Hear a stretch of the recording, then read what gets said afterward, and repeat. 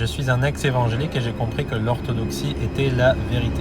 Alors pour être plus précis sur ton profil, tu es ex-musulman, tu es passé du côté des évangéliques et ensuite tu es devenu orthodoxe. Ce n'est pas du tout convaincant quoi qu'il advienne. Puisque spirituellement, il ne s'est rien passé. Je vais t'expliquer pourquoi. Mais avant ça, il faut savoir que j'étais évangélique et je suis devenu ceci ou cela, ça ne prouve absolument rien. C'est très subjectif et très peu convaincant. Il est vrai, je le reconnais, que parmi les évangéliques, tu as beaucoup d'analphabètes spirituels. Évidemment. C'est pour ça que quand tu tombes dans une très mauvaise assemblée, il suffit qu'après un certain temps, dès que tu as un petit peu de sens critique, que tu regardes ce qui se passe autour de toi, eh bien, tu vas te dire forcément, ce n'est pas du tout acceptable, je dégage de là.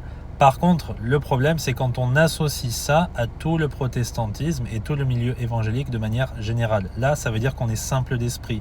Et c'est le cas pour beaucoup de catholiques et d'orthodoxes, hélas. Tous les évangéliques ne sont pas égaux. Ce que peu de catholiques et d'orthodoxes arrivent à intégrer, ça demande de réfléchir 2 minutes. Donc quand vous creusez un peu, vous remarquerez très facilement que ces gens-là, qui étaient évangéliques avant et qui maintenant sont revenus à la maison mère, qu'elle soit catholique ou orthodoxes, ces gens-là n'étaient pas sauvés. Quand vous testez les esprits, quand vous leur posez les bonnes questions sur le message de l'évangile ou du salut, vous voyez qu'ils répondent à côté. Ils répondent absolument n'importe quoi, ça part dans tous les sens.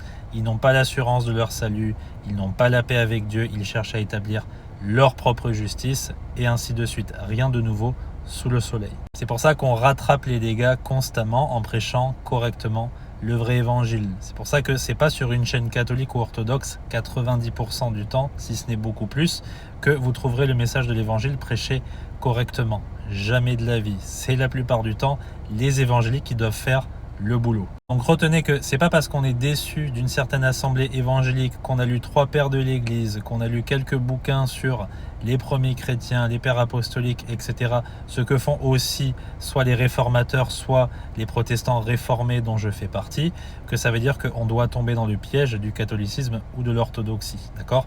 Qui sont en fait 2 christianismes entre guillemets traditionnels qui se sont considérablement plutôt éloignés des Saintes Écritures. Donc on n'est pas dupes, vous n'allez pas nous la faire. J'espère que c'est clair, que Dieu vous bénisse.